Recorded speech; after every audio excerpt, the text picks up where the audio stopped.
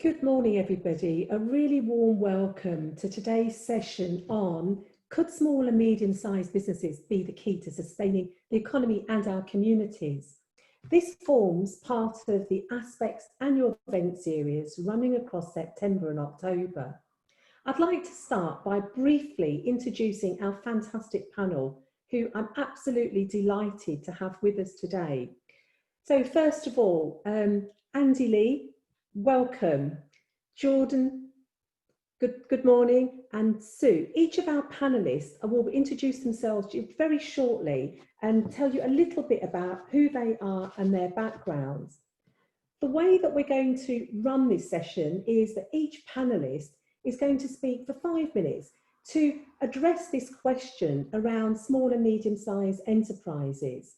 And then there'll be an opportunity to have, I hope, will be a thought-provoking and an engaging discussion.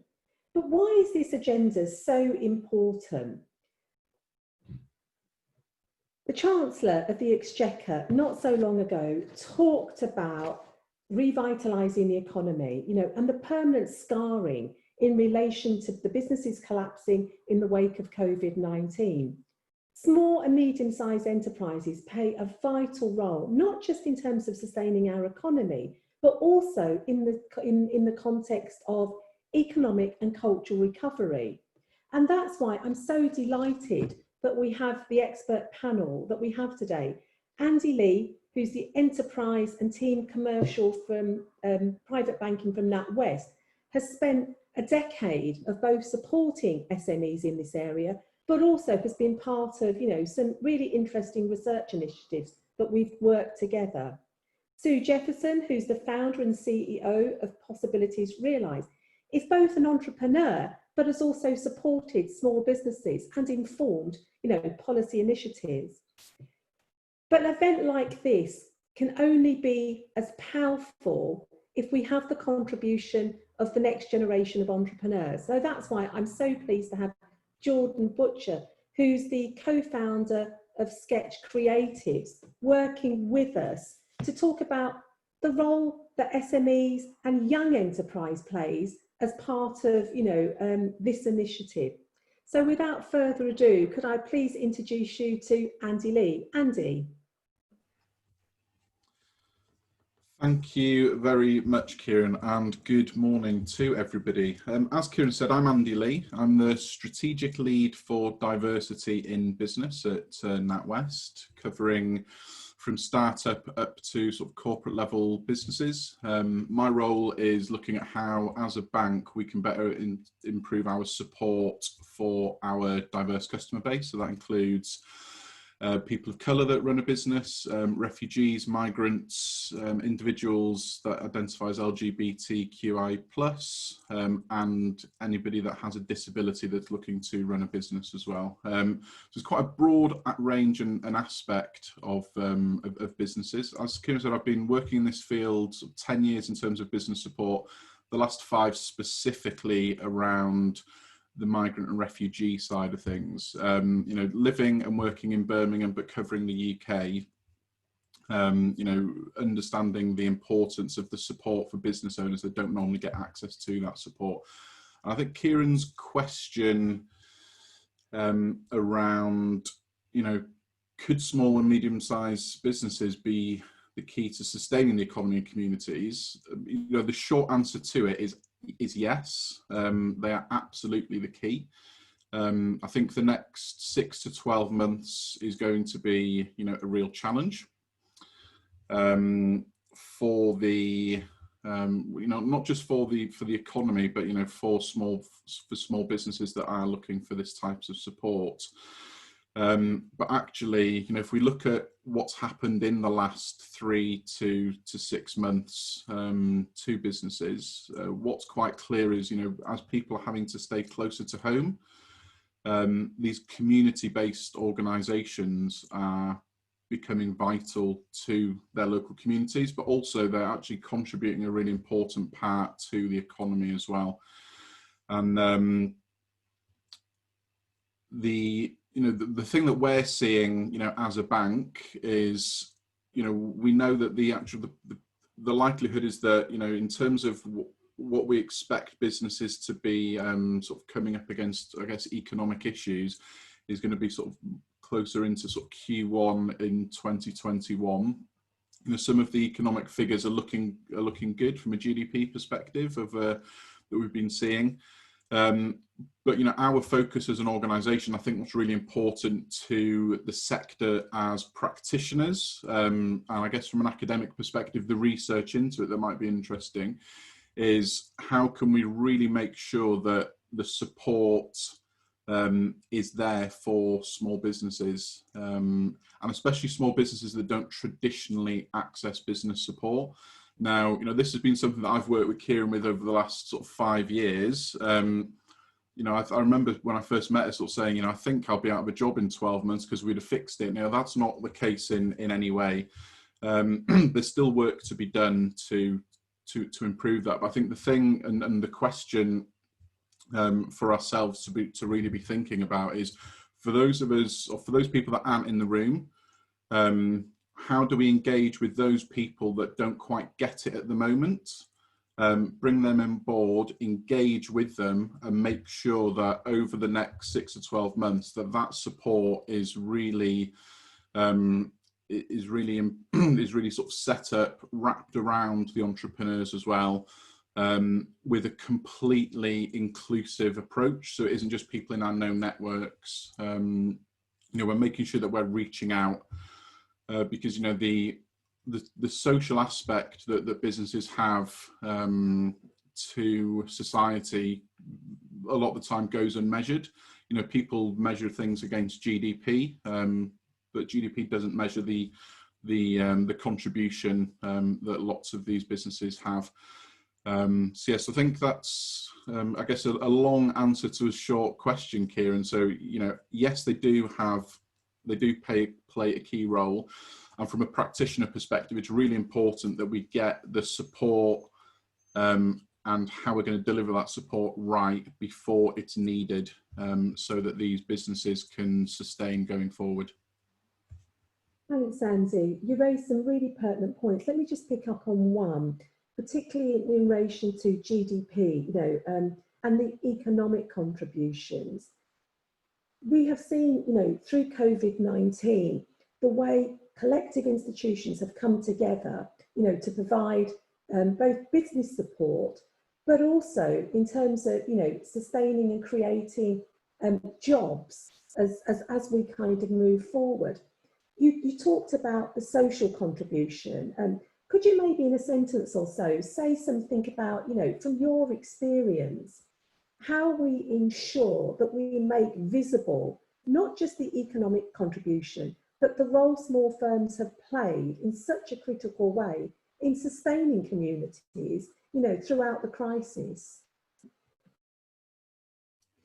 Yeah, absolutely. So, you know, from my perspective, you know, from the bank, it's making sure that we're sharing the stories of our customers.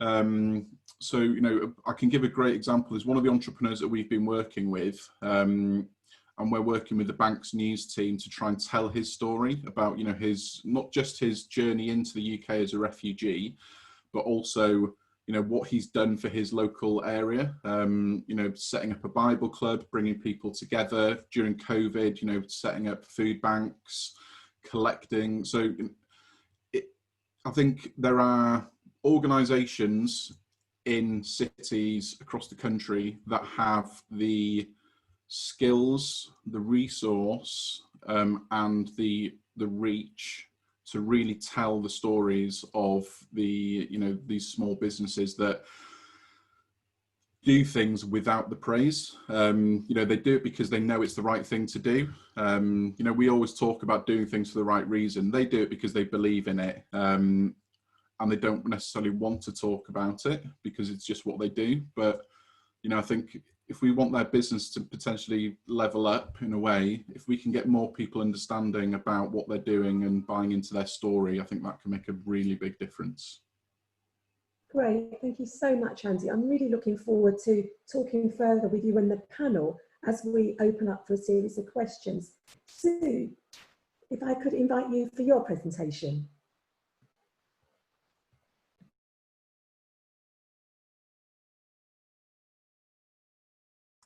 Hi, thanks, Kieran. I'm Sue Jeffson, and I've been in business about 35 years, large companies, small companies, and my own business, predominantly around leveraging change management and diversity of thinking to thrive. And I also am deputy chair of our local enterprise partnership business board. So I get to see firsthand the impact COVID is having and the scope on businesses. What I wanted to say was I really do believe that small and medium-sized businesses really have the opportunity not just to recover, but to thrive in this changing world. And I really believe it's their time. But I think it's important to say that size is not a guarantee. It's what leaders and owners do, and about being agile and implementing change. I've seen not just one or two, but lots of really good examples of businesses that are thriving at this time. And I've put up on the screen just some examples of that, and it's across different industries. So everything from a food retailer who started doing home delivery has now built a system and actually not just delivering across the UK, but internationally. I've seen non-food businesses look to sort of bring to life their store, and they can personalize it, with one even being a personal shopper for people to buy from the store and book sessions with that. We know what's happened to a lot of bed and breakfasts and so on, but those who've kept communicating and engaging with their customers through lockdown and been flexible as to what they're doing as they've opened up again, have seen loyalty and confidence really keep those customers coming back. And I've seen bigger companies who've actually been very empathic with their customers, but also look to improve their own processes and innovate at the same time. And then one who was decimated with animals to feed and no money coming in, actually embraced technology for the first time and social media, and started to do videos and competitions, and then was really creative about how they could model their business differently. So there's lots of examples that go across the industries, and they, I think, all applicable. But I think key is the mindset and behaviours that these leaders or business owners have had. I think that's been key. And I've tried to capture what I think those elements are. If I just show you. And when I looked at it, I realised this is what good leadership's been about all the time, but we often don't do it in practice. But I think now it really shows. And if I capture some of the elements that are applicable, I think the most important one is action, because this is about inspiring confidence, either for your people that you have in your team, or to inspire confidence from customers that come to shop with you. But action is the key, just not standing still at all. And it's not about getting it right all the time. The other one that I think is very important and we often don't do is self-care, because as leaders, we've got so many worries at the moment, but it's really important to look after ourselves. Otherwise, we've got no energy and no mental space to look after and drive the change. And ask for help and ask for ideas from all sorts of people. There's a lot out there, like Andy says, there's a lot of support out there, but just go ask for it. Be flexible in terms of what your business model is. That's really important. This is not about just being the same as we were before. This is look for new ideas and be flexible with your people as well. And being empathic, again, for your people, but for customers, and accommodate change and what people need, because that is part of the solution. And the last four that I think is about learning. Learn your market. What actually is your market? What could the potential be? Learn from other sectors. Learn from what you've tried and worked and what hasn't worked, but learn fast. be open to ideas and new ways of doing things. That's probably one of the limitations I see with smaller businesses, is one fixed model and one fixed way. This isn't the time for that.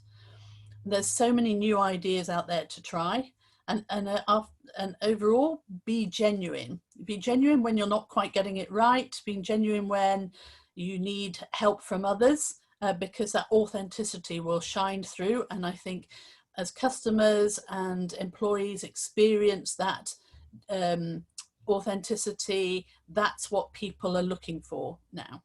So I wish everybody a kind of a safe, long and successful future, but I really do believe this is the time, and smaller companies have the advantage of being able to be nimble should they want to be. Thanks so much, Sue, for a really thought-provoking presentation. You know, I was struck by the work that you've highlighted about leadership, because social science research shows that when SMEs develop their leadership capability, not only are they able to sustain their business, but they're also to take up new opportunities. How do we put that evidence to work? And particularly, you know, as an entrepreneur yourself, we know the challenges, Andy alluded to them, in that very often, particularly because of COVID-19, SME leaders are having to work in the business and have very little time to work on the business. So, you know, how do we bring that social science research and put it to work to really help and inform, you know, in very practical ways? It's the key question, and there's never been more important time where people probably want to just focus on their cash flow and so on, but they've got to look up. And I think actually it's where the technology of Zoom meetings and webinars really comes into its own, because it's about collaborating and finding events where these ideas are shared. No one has the answers, but I've seen fantastic webinars. This is a really good example. There's ones by Local Enterprise Partnership, by the Federation of Small Businesses, where it has some of the science involved, those people who can help, and it just has different people with businesses sharing what's worked for them or what they're struggling with, and someone in the group can help and have the answer. And if people just spend an hour of their time and they get one good idea, that really could be the step forward. Great, thank you so much, Sue. I'd like now to hand over to our third speaker, Jordan. Good morning, Kira. Thanks for the introduction. And in essence, it's nice to sort of be a case study, I suppose, of a small business currently sort of surviving in the current climate. So yeah, good morning, everyone. I'll take you through the decks I've put together. So my name is Jordan Butcher. I am the co-founder and operations director of an agency based in Birmingham called Sketch Creative. So we're an award-winning digital agency located in the Birmingham area, Colmore Row. We create beautiful brands, engaging websites, and deliver marketing solutions that empower our clients, allow them to flourish. We've been operating since 2016, and we've been chosen by clients from global players, including sort of Rolls-Royce and Selfridges, to tech and local startups to work together with them in accelerating their growth. Little snapshot of the team. Majority of the team is sort of featured there. And then here's sort of an array of some of the clients that we've worked with, some of which I'm sure most people will recognize. So sort of the journey, I wanted to paint the picture sort of as real as possible, how the past 4 years have been for us. And then I'll touch on some of the challenges. So as you'll see, sort of we've been, over the past 4 years, we've had a steady and consistent growth. But of course, like all businesses, we've had an endless amount of challenges, in which I'll touch on shortly. But as a business, we're sort of super fortunate to not have to factor in budgets for items such as branding, websites, marketing, design, etc., in which has allowed us to preserve that cash flow while sort of reaping the rewards of still having those assets. Unlike a lot of small businesses in which don't have the luxury of that, it's an outgoing that they have to fund in order to thrive. So sort of like most businesses throughout the peak of COVID, sort of financially, like we was hit. Thankfully, obviously, we had the support from the government, local authorities, which sort of helped balance our books. So we wasn't damage too much. However, sort of once the peak of the virus had passed, we sort of noticed as an agency sort of providing solutions to local and national businesses, that we've seen like a huge sort of surge in demand and projects, sort of due to business owners, I feel, sort of adopting the mindset of recognizing the power of the digital space and sort of social, and recognizing it was time to invest now, which was really interesting to obviously see that shift. So luckily for us as a business, sort of like we've seen a surge in demand, and it's led to us fortunately hiring 2 people throughout sort of that period. And it's also sort of refreshing for us. It's giving us an opportunity to sort of introduce sort of impactful solutions that can obviously contribute to getting small businesses out of sort of the difficult situation that the climate is in at present. So I wanted to start some of like our challenges as a business. Cash flow, of course, being a startup, like it's common that cash flow is short. It's something that we struggled with, and patience and sort of just pure will got us through that. Lack of experience and knowledge. Now that's something that sort of we noticed probably as we entered year 3, is that we were sort of outgrowing what we knew, in which was forcing us to sort of adapt and learn and sort of just, search for answers really of how to manage certain situations and how to grow as a business. Recruitment, we've always found recruitment extremely difficult as a startup. We think it's quite expensive, and it's very time consuming. So there's a million more things going on within a business. And then obviously recruitment, normally you're recruiting because you're obviously seeing a surge in demand and capacity. So it's quite a difficult process that we've now sort of mastered by managing internally to keep that cost down, whilst also sort of sitting in front of the right people to get the right people on board to help grow the business. Working smart, not hard, something that we sort of had to obviously learn the hard way, endless nights, long days. And I feel it's really important not to stay too busy working in the business.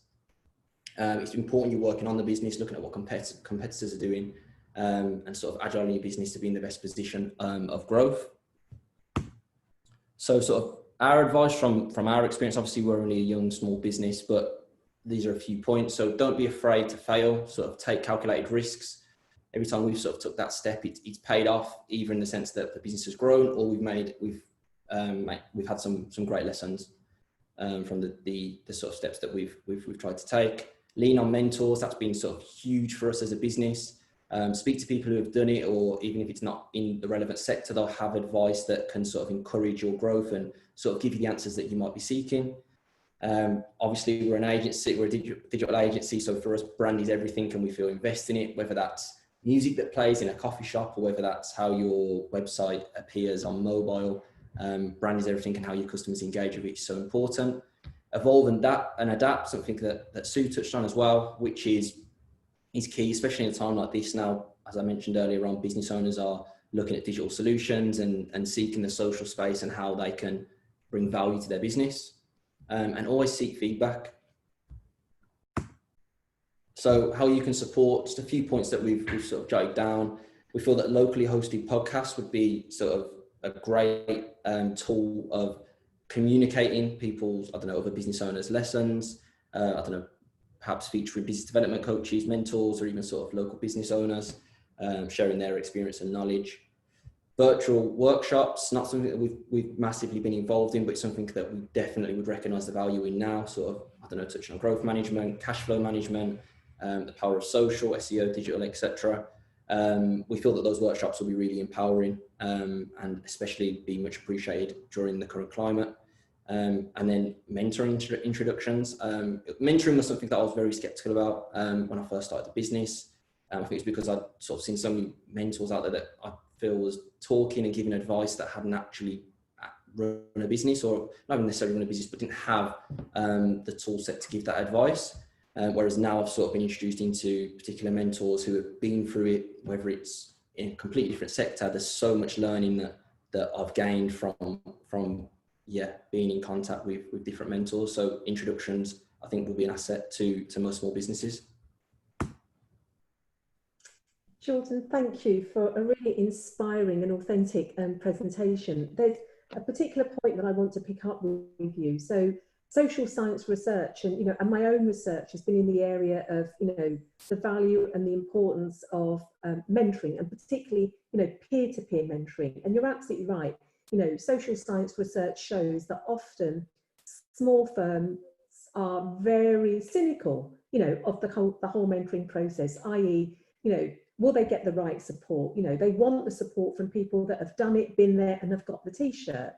So you raised a really valuable point. As a young business, you've talked about, I guess, you know, your own questioning of that process, and then how you go about finding, you know, the right sort of mentors. So tell us something about, particularly because social science research is about putting that evidence to work. It's about knowledge exchange. It's about working with, you know, people like you and the rest of this panel to really help address not just the research questions of today, but the research questions of, you know, sort of tomorrow. And young enterprise has got such a critical role to play.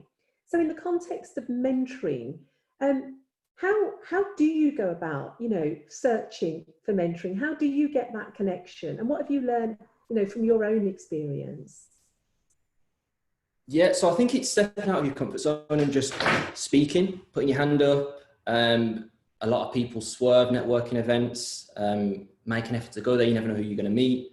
Another thing is, well, look who's around you. A lot of my mentors, because I try not to sort of just rely on one mentor. I feel there's lots to learn and everyone's got different experiences. A lot of mine was friends or family, and you don't realize sort of how much value that they can bring to you by sort of, for example, I was so bombarded with a situation where I was bringing a shareholder on board about A-class shares or B-class shares, or how we basically went about doing that transaction. Whereas I sat down with a family friend who's run a business for the past 15 years, and he simply sort of spoke me through that. And yes, Google's there, yes, YouTube's there, you can sort of go and do your own research, but there's nothing like sitting in front of someone who you can give your version of experience and current position as a business, that they can give you their best recommendations and advice based on their experience and knowledge. So I think just get out your comfort zone. If you haven't got people in your local sort of network that are running businesses that you feel that can give you trustworthy advice, then make it to network events and just be social. So much. Thank you to all the panelists. I'd like to invite you back now so that we can pick up on some of the really interesting questions that, you know, are kind of beginning to feed into the debate.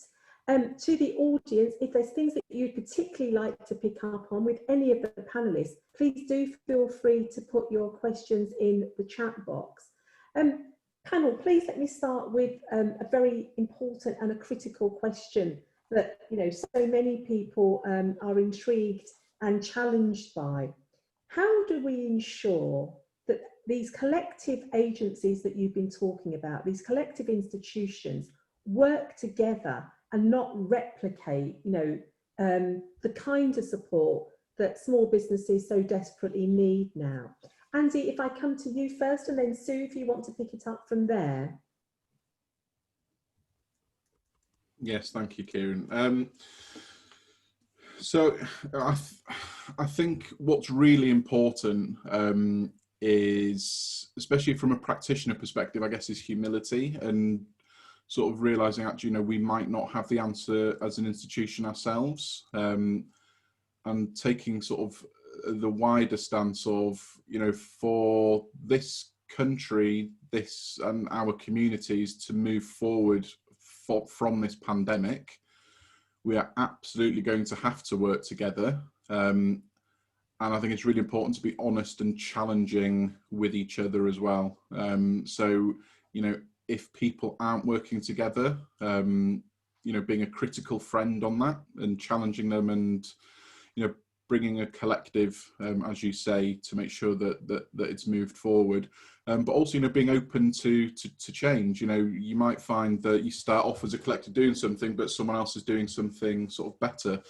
And actually, you know, what Jordan was just talking about, you know, I think there is so much that the larger organizations can learn from smaller organizations, because, you know, you're more agile, you are closer to your customers, and, you know, and in reality, you know, age does play a part in this. You know, it's understanding the trends as well, because the way that we communicate to try and get things done isn't necessarily the way that people are doing things. So yeah, so I think it's about, you know, humility, challenge, and being open to pivot at quite a rapid speed when required?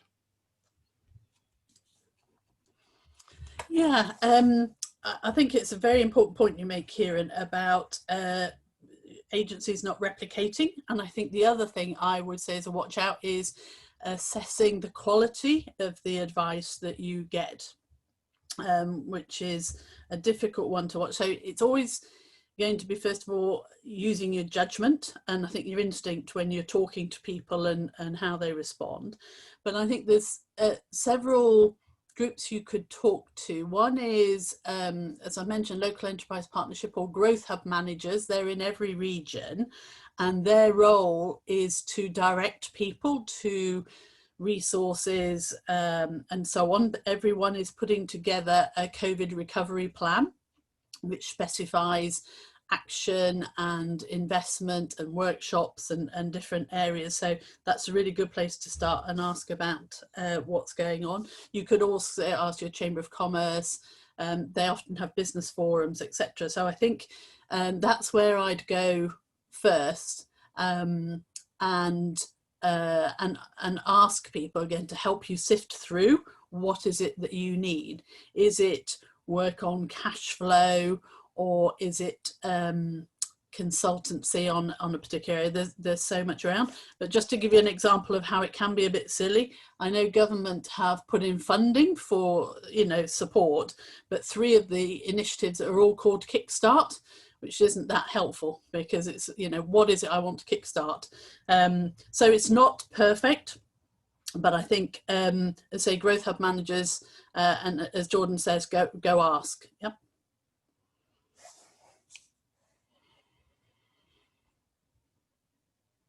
Thank you, Sue. Jordan, I'd like to come to you. We've had a great question from Christopher about the role. What role can digitization play, for small business in the recovery process, and how do we prepare for the digital transformation? You're a young and exciting, entrepreneur that's leading the way. So talk to us a little bit about, what you think the future holds. And then Andy and Sue, I'd welcome your thoughts on the kind of work that you've done in this area. Yeah, of course.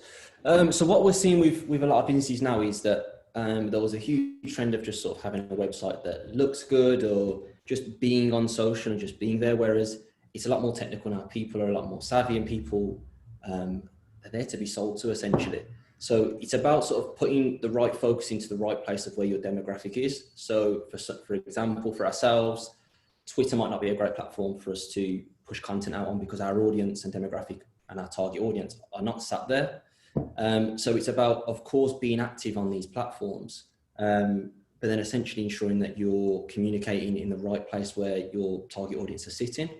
Now, another thing is, it's okay having a website that just exists, and some people might think, oh, my website does the job, but how does that look on mobile? Are your demographic, I don't know, more likely to visit your site and you come in contact with your business via mobile also? These tools need to be fit to convert, and they need to communicate the products and services that you offer as effectively as possible. And that's as a small business what you're competing against with bigger businesses that have already figured this out and have already got the resource to invest in it. So in terms of digital, there is so much going on. It's extremely exciting with sort of social and digital marketing in general, and there's so much that can be done. But again, it's just about working backwards, finding out where your demographic is sitting on the digital platform, in the digital space, and then working backwards about how you can be found and how you can be located. Great, thank you, Jordan. Jordan's raised some really important points, particularly in the nature of his company and the work that he does.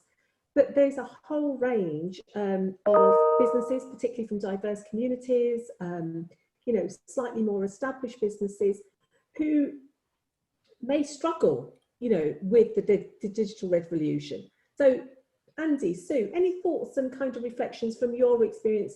And the research is showing, the importance of ensuring that we work with those challenges in the way that Jordan has just been so clearly articulating. Sue? Yeah, I absolutely concur with what Jordan has said, but I also, just to where I see it a bit differently, for those people who are just starting, it can sound really scary and they may not feel confident even going to talk to an organisation like Jordan's.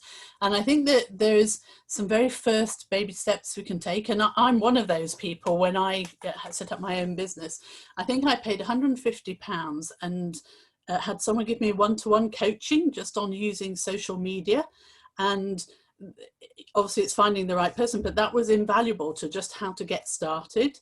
And then latterly, I've then worked with agencies when I'm ready to go to the next level, but also just getting people to know how to use their phone and do some videos, and just giving them very simple guidance, I think is a good start.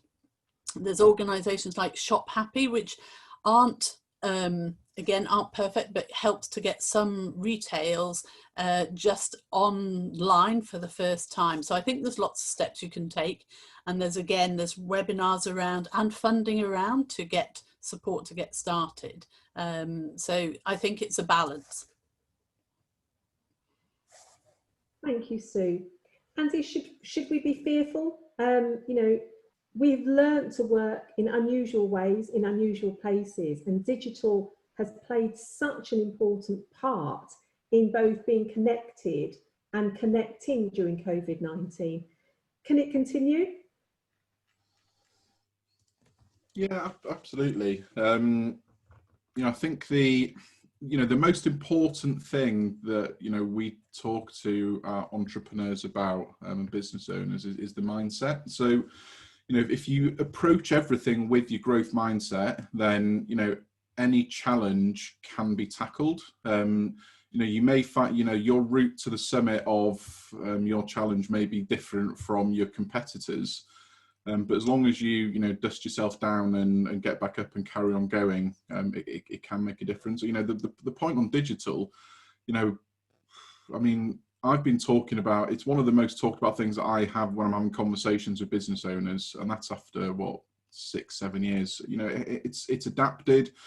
I'm by no means an expert in it. As much as I'd like to claim that I'm still young, those business owners that are coming through now, actually the thing I do is I just watch what they're doing. They're on the trends a lot quicker. As an organization, for example, we've been quite slow moving in some of our areas. The thing that pushed the bank into moving into things like Instagram was actually from an employer perspective, because our future employees weren't sitting on Twitter and Facebook. They were on Instagram. TikTok's a huge thing. It's not right for every single business, but I think that the key is looking at the old traditional competitor analysis. What is it your competitors are doing?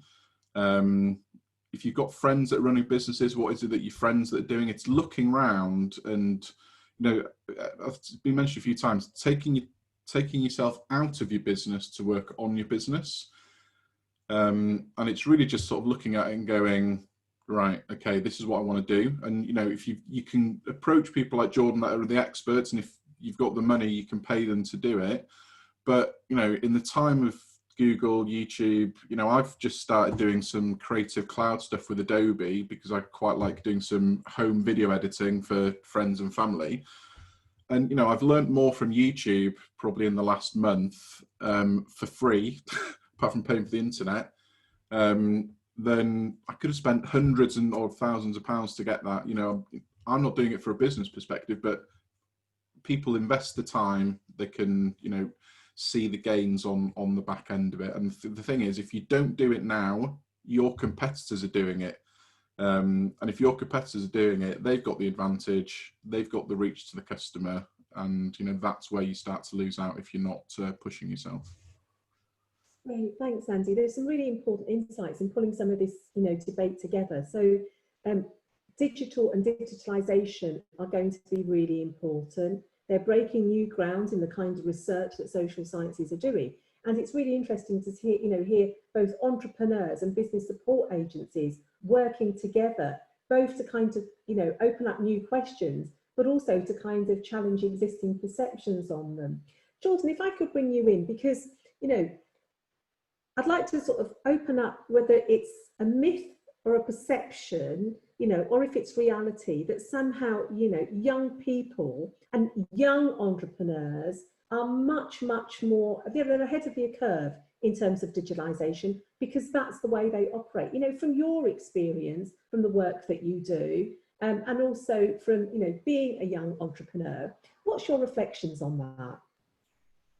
Yeah, definitely. Now, the younger generation, we've got such an advantage because we was learning without even realizing. So when MySpace was kicking, or when Facebook first begun, even Instagram, we was creating content, and we understood how that had an impact, how that created awareness, or just how we could use basically the audience that we would create and we'd build just out of having friends and communicating and liking people's photos and engaging with people, to then push through sales to businesses and drive traffic there.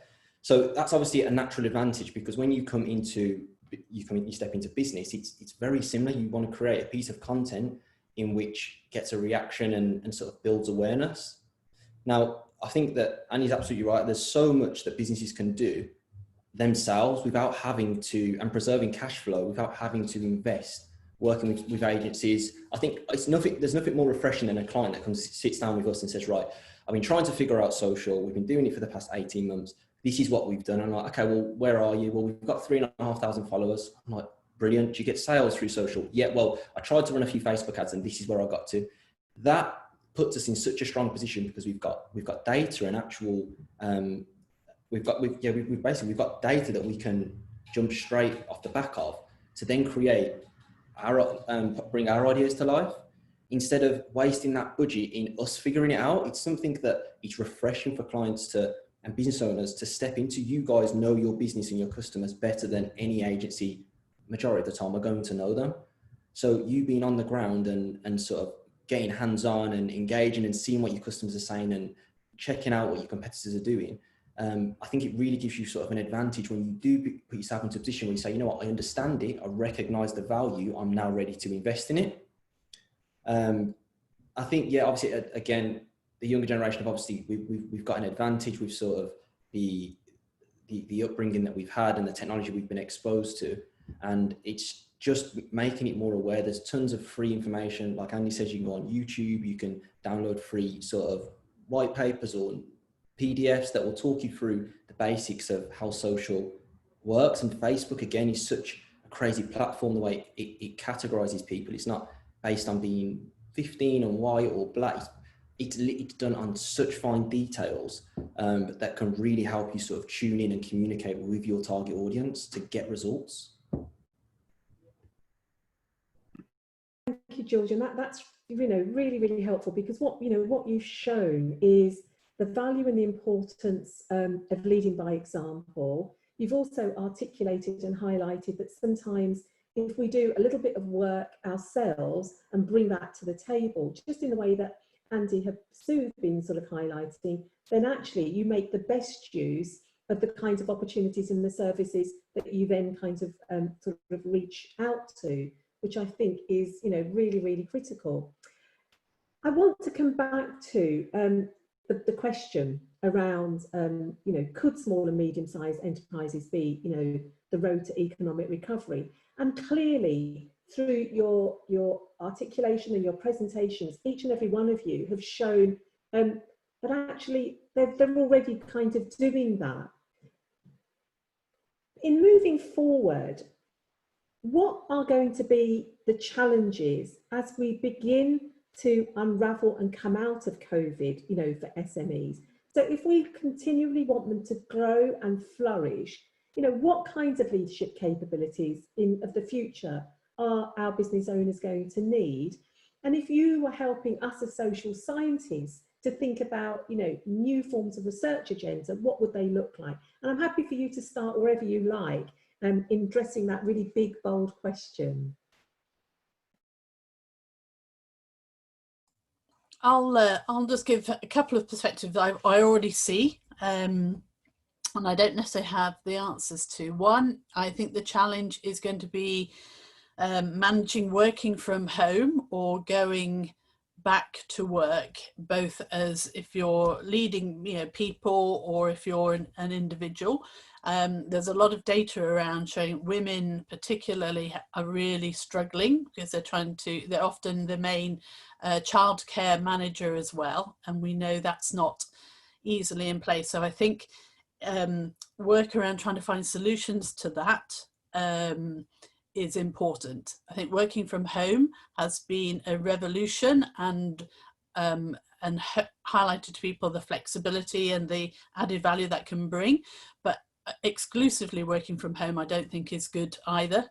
I don't know if anyone else has found the real joy of just meeting someone face to face, even if you're socially distanced. But I think there's a balance.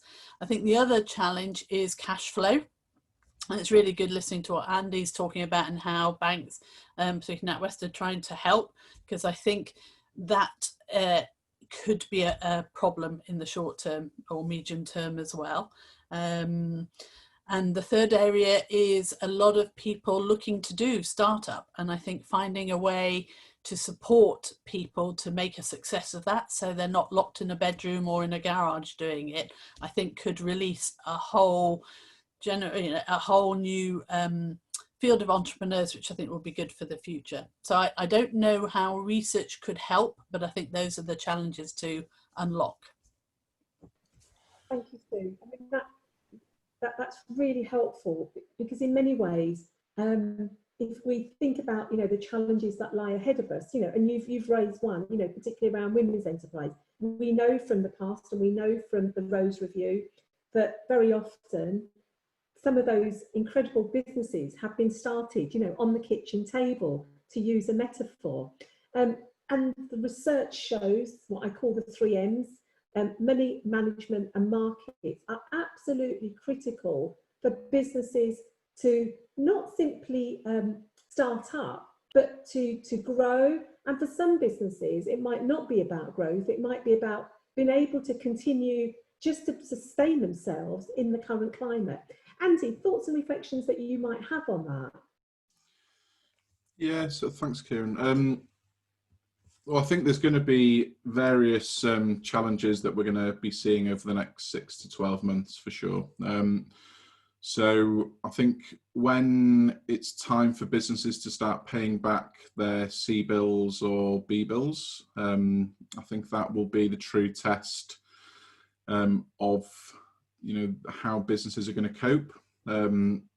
Obviously, unemployment, if you look at what the potential estimates are for unemployment in the country, whilst that obviously has an impact on the economy, what it does also do is provides an opportunity for people coming with experience to maybe start their own business. So I think similar to what we saw after 2008, I think we might start to see again an influx of people coming into self-employment, starting the business. The thing that I do worry about is, will it potentially have an impact on the diversity of things? So, I think we've done a lot of work over the last 10 years to try and get, more women to start up businesses, working, and especially, for us as an organisation, after, with the Black Lives Matter movement, is making sure that, we are here to support businesses and not just there to support the traditional white business owner. And I think, we need to make sure that that momentum carries on as well. And I think, something for support organisations, I think we almost have to get ahead of the curve. So, the things that we've been working on. So we've developed recently what we call like our coronavirus pulse check, which is basically, it's a simple system for business owners to go in. But, we're looking at, are you looking to survive, thrive, or grow grow? So it's trying to make it accessible to everybody and something that we as an organisation can scale. Because if, as anticipated, if you look at the numbers, a large number of businesses start to struggle, I think business support and banks may potentially not have the resource in terms of the humans to support everybody that needs it. So I think it's having a blended approach to that. So yes, I think it's going to be an interesting 12 months for everyone that will look, well, you know, probably is what people thought after the financial crisis, and I think we'll look back on it and sort of realise how, you know, how we got through it working together. Great, thanks, Andy. There are two things in that I'd kind of want to put up. You know, one is around diversity, you know, and the importance and value of diversity, because, you know, diverse businesses contribute a huge amount, you know, to the British economy, you know. So Jordan, I want to pick up on that because you spoke so passionately at the very start of, you know, your presentation, because not simply about diversity in terms of, you know, different kinds of businesses, but diversity of thinking and how young people are opening up and calling us to account, you know, to ensure that this area of diversity, whether it's diversity in digitization, whether it's diversity in ideas, whether it's diversity in terms of, you know, our teams, it's going to be so vital, not just to the businesses, you know, being able to continue to grow, but also because of future customer bases. Any thoughts and reflections, you know, in terms of how we move forward on this agenda and the kind of work that you're doing? Yeah, of course, it's very interesting, obviously, because the amount of people who are, of course, relying on digital now, whether it's not, we can't walk into a restaurant anymore, we have to book online, and there's gonna be obviously a huge, well, we're seeing a huge shift in sort of the activity online, but of course for every business it is different. Some businesses will thrive and can practically run their business through social. We've seen sort of a lot of even startups in terms of entrepreneurs starting their own business through COVID while doing sort of online workouts, which they house behind a privatized Instagram, which they have a subscription set up on their website, and they're getting like 2,000, 3,000, 4,000 people signed up on a monthly subscription, which is obviously, it's just phenomenal. That entire business model can be just run via Instagram. They communicate on there, they share content on there, and they essentially provide their services on there. Whereas for other businesses, the reality is that their shop or their cafe or their office is still there. There's still a tangible place where they need to conduct business and where they need to offer their services. So it's almost about creating that bait on sort of different platforms in where we feel that their target audience is sitting, to lure them in and to sort of draw them into sort of use them as a trusted brand and just find excitement in sort of the services and products that they offer. It's quite difficult. It's quite a difficult question because of course it's so vast and it's different for every single business. But this is why it's so important for business owners right now to sort of understand their demographic and understand how they can communicate to their audience via digital. And it's one of those things where it's adapt or die, and it's time to evolve. And when we went through our first phase with COVID and everything went really slow, we was very unsure about how things were going to go, and it literally went the complete opposite way, where we was getting contacted by so many proactive thinking business owners who were contacting us saying, right, guys, we need solutions. What can we do? How can we adapt our website to accommodate for home delivery? How can we communicate our services are still being offered mobile via social? Everyone was sort of trying to find a way to make it work rather than sitting there with their arms crossed a bit like, well, we're having a bit of a rubbish time here. And it was sort of refreshing for us as an agency to see that as humans, when we're forced and our backs up against the wall, we will find a way to seek out our audience, but it's going to take research. It's going to take time to be invested.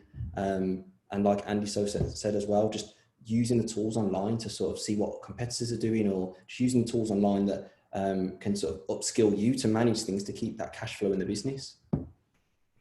Yeah, thank you, Jordan. You're absolutely right.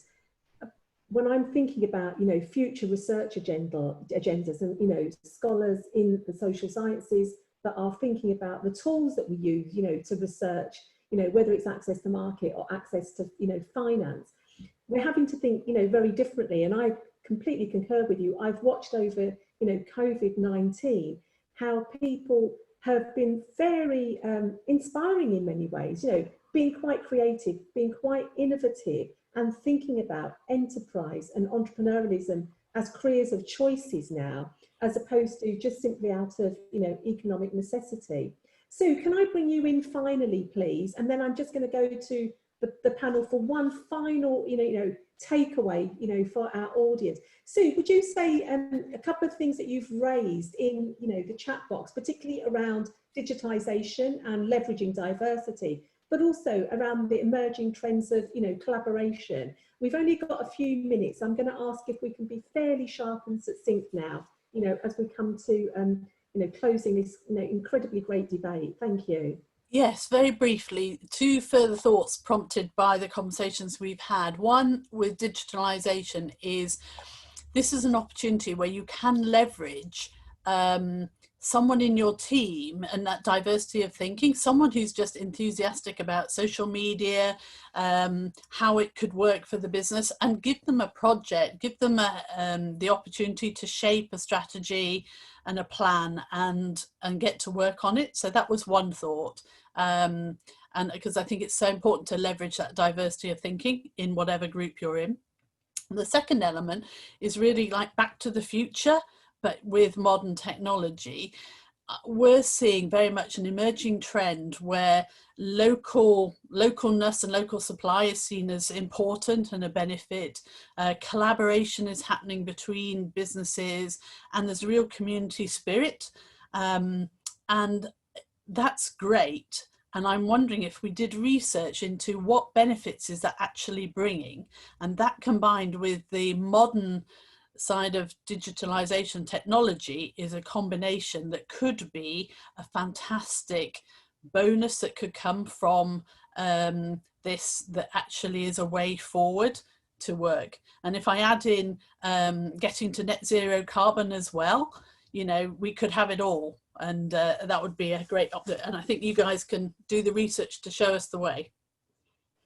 Thank you, Sue. That's a wonderful opportunity and a great challenge, but really helpful in the way that you've articulated, those very different themes that, you've shown the importance of, collectivism. You've shown the importance of collaboration and collegiality, because it's in that connection of us working together that will help, address the kinds of questions that we've been discussing, but also help change the landscape and the conversation. So that actually we're not talking about, could they, should they, we're showing the really important value that SMEs play and how SMEs may well continue to be, the way forward.